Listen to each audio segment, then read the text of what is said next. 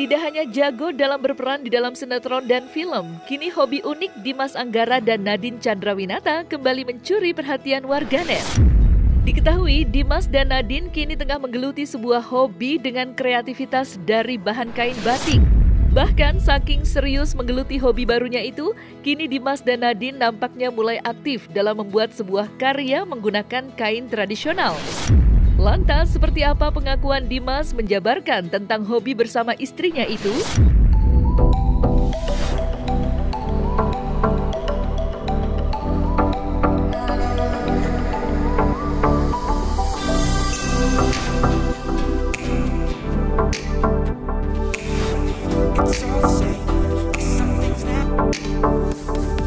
Sebenarnya bukannya hunting ya, jadi kita traveling itu kan sebenarnya pengen cuman senang-senang dan menghibur mata ya. Cuman saat kita melihat sesuatu yang lucu, dan kebetulan saya sama Nadine punya selera yang sama. Oh iya bener ya, kebetulan saya sama Nadine punya selera yang sama. Tiba-tiba ya kita kayak, ini lucu nih, ambil, ini ambil.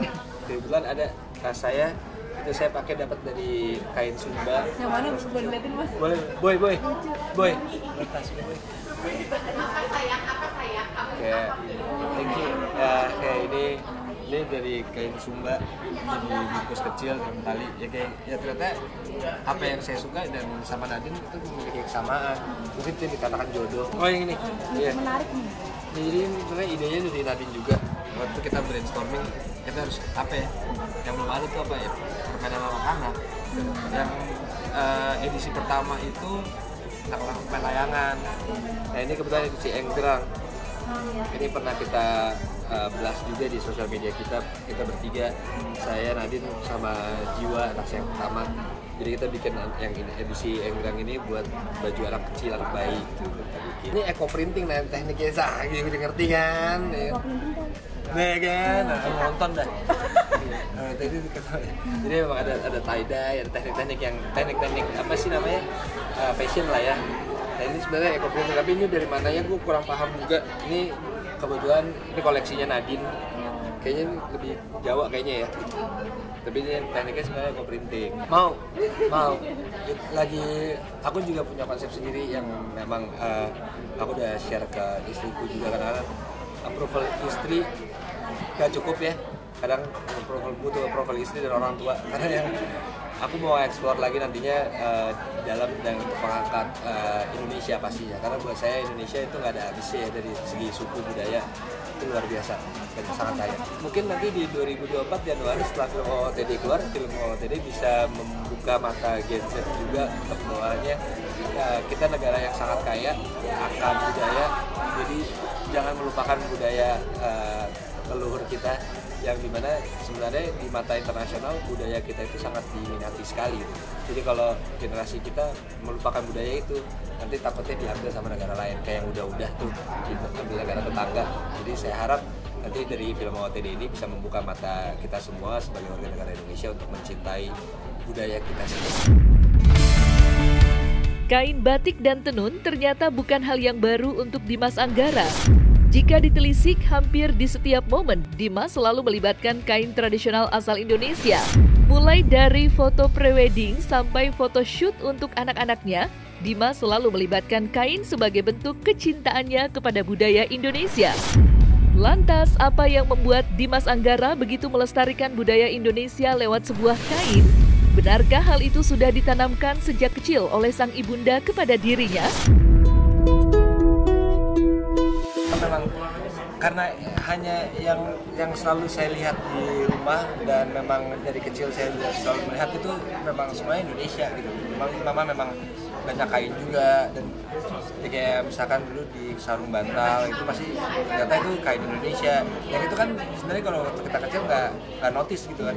Tapi ternyata memang begitu saya sadari di belakang-belakang, oh memang kayak gitu ya, ternyata dari kecil udah di apa ya, brainwash dengan Indonesia kayak gitu loh. Jadi ya memang seperti itulah ternyata kehidupan dan ketertarikan saya di situ. Kayak misalnya mama kan selalu suka pakai kebaya ya, pakai kebaya, tapi kayaknya selalu beda-beda kan bawahannya. nggak hanya batik gitu, tapi juga banyak yang kain-kain yang berbeda. Jadi saya dari awalnya nggak ngerti, ada yang lucu, ada yang apa, ternyata di istriku pun juga sama, ternyata memiliki koleksi yang sama. Jadi kayak dan saya sendiri pun juga kalau lagi jalan-jalan pasti saya selalu bawa kain, biasanya kain minimal angin kalau kita naik motor ya. Kalau yang motor tuh pasti kan suka leher tuh kan bahaya ya. Kayak gitu tuh Kak? Iya, contohnya gue pakai sekarang ya. Itu selalu saya pakai gitu. Dan setiap saya pulang dari satu tempat, itu pun yang saya pakai kadang-kadang saya beli lagi di satu tempat dengan yang baru kayak gitu-gitunya. Nah, kalau itu kan relatif ya. Terserah orang ya, saat kita menyukai sesuatu pasti kita akan gimana caranya bisa mendapatkannya, ya dong. Jutaan kan? Hampir 5 juta dong mas? Enggak, kayak untungnya sih enggak ya. Untungnya enggak, karena saya kalau mahal saya nggak mau beli. Kadang-kadang ada yang kita dapetin malah justru di bawah. Kadang-kadang puluhan ribu itu juga masih bisa dapat gitu. Memang itu balik lagi gitu, ya tergantung kan. Tapi memang ada satu kain Sumba yang harganya tinggi banget, ada juga yang belum tentu. Karena mereka setiap gambarnya kan memiliki makna masing-masing, kayak gitu-gitunya. Ada biasanya milik raja-raja yang itu yang masih susah didapatin. Dan kalau kita mau punya pun perizinannya harus ada, terus harganya juga luar biasa pastinya kan. Jadi ya, memang ada sih yang tinggi banget. Saya pernah memakai pakaian raja, tapi hanya dipakai tapi nggak boleh dimiliki. Itu saya pernah memakainya di Sumba dan di Jogja. Ada jadi kan memang ada nadi sarna yang ini kain, dan ada juga nadi wear. Nadi wear tuh yang lebih ke clothingnya. Jadi aku sekarang pakai semua tuh ya karena dikasih. Iya. Jadi aku bingung kalau tertarik belanjanya. Jarang aku belanja. Kita kan setiap minggu pasti ada kumpul keluarga ya. Pada saat kumpul keluarga kan pasti kita suka ngobrol-ngobrol kan. Dari ngobrol-ngobrol itu juga kadang-kadang kita nggak bisa cuma gini-gini aja nih. Kita harus do something, make something. Nah, dari sekolah tercetus juga. Oke, kamu pengen bikin film tentang angkat Indonesia gini-gini ini. Dari sekolah tadi kontribusi tadi juga kayak sampai banyak beberapa desainer juga yang kita memang minta tolong nanti dapetin network tersebut juga kan. Nah itu pun juga ya harapanku sih nggak hanya sampai di sini, pastinya kedepannya dan seterusnya akan selalu membuat karya karena memang keluarga saya terutama mama dan Nadine itu mereka haus karya orang, dan saya harap saya sendiri itu juga gitu ya kan.